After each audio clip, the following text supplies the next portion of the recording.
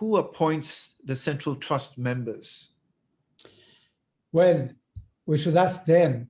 We don't know, as it was said before, we don't know their bylaws, their guidelines. We have no idea. We know that Swami never created the position of a managing trustee. We know that Swami and Satyajit has told us that when Swami announced him that he was going to leave his body in a couple of years, he created the managing council and committees that, to my surprise, were dissolved when Swami left his body by the new members of the Central Trust. I don't know why they didn't respect the structure Swami gave them.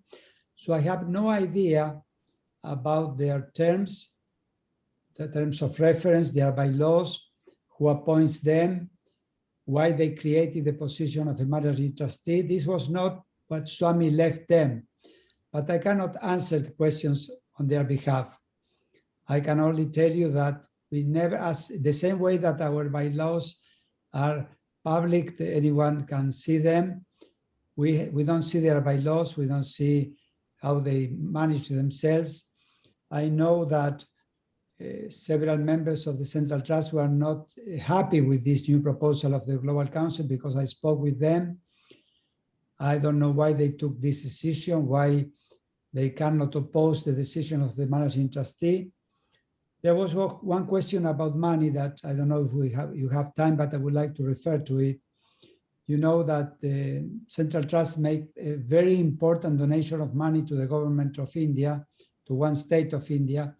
Swami was never in favor of this kind of donations.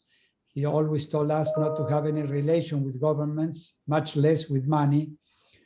I don't know why the money they received from donations from devotees all over the world, instead of using that money for the institutions that Swami created, they are giving this away to a political party.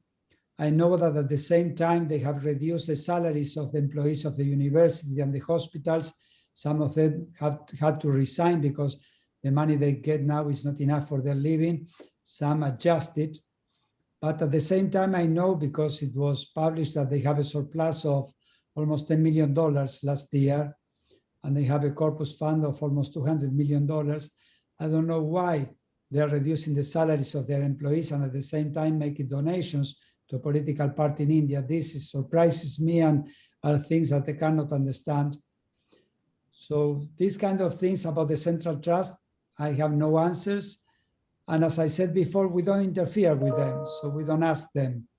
I don't know why. When I spoke with Nimish Pandya, when all this started, and asked him about this Global Council, and he told me in a phone conversation with me, he said, brother, I have no option.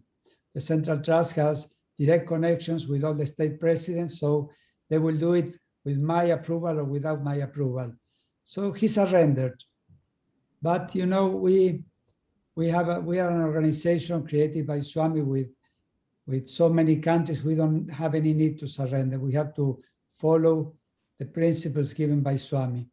And I hope that every person, every devotee who is participating in this call today will reflect very carefully if they're going to throw all the grace they have achieved through so many years of service in the Sai mission, just for the sake of pleasing the managing trustee, or for believing that they will receive more privileges going to the ashram.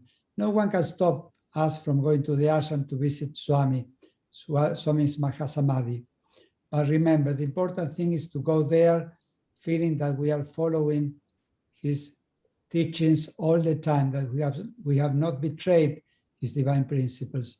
So I hope that every brother and sister in this call will reflect about that before taking a rash decision.